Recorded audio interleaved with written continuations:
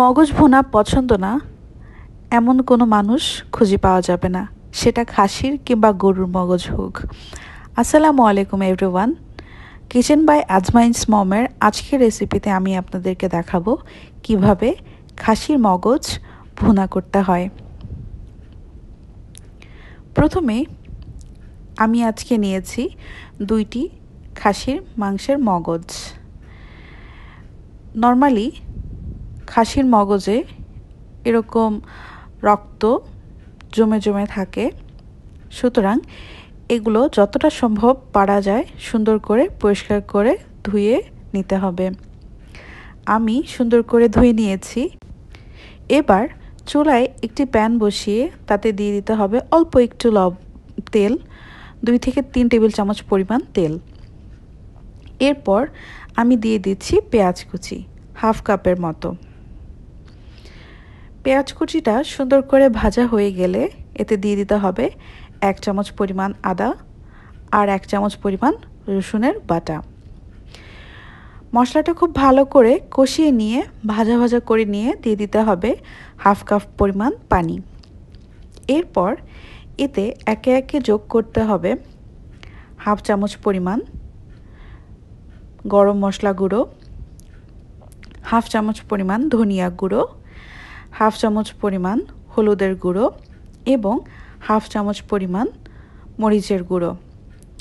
সবগুলো মশলা দেওয়ার পরে খুব ভালো করে 2 মিনিট কষিয়ে নিতে হবে।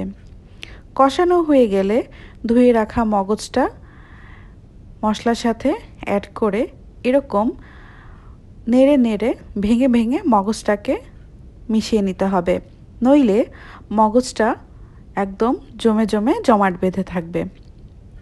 ভালো করে কিছুক্ষণ নেড়ে মগজটাকে এরকম করে ভেঙে ভেঙে মশলার সাথে কষিয়ে নিতে হবে।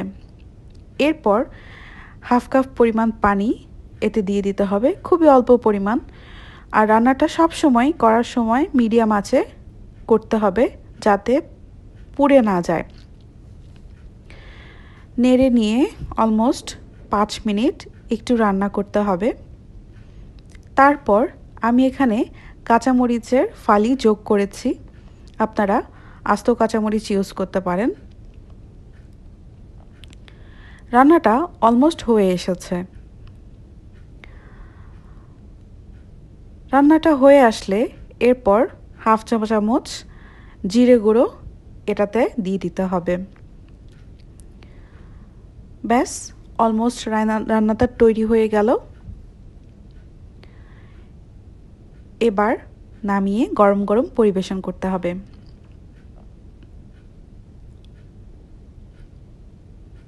ব্যাস, তৈরি হয়ে গেল আমার খাসির মাংসের মগজ ভুনা। খুবই অল্প সময়, 10 থেকে 15 মিনিট সময় লাগবে এই মগজ ভুনাটা তৈরি করতে।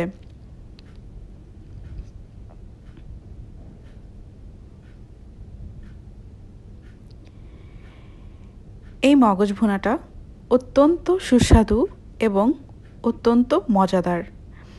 এটি ভাত কিংবা রুটি বা পরোটা অথবা পোলাওর সাথে খুবই পারফেক্ট একটা কম্বিনেশন।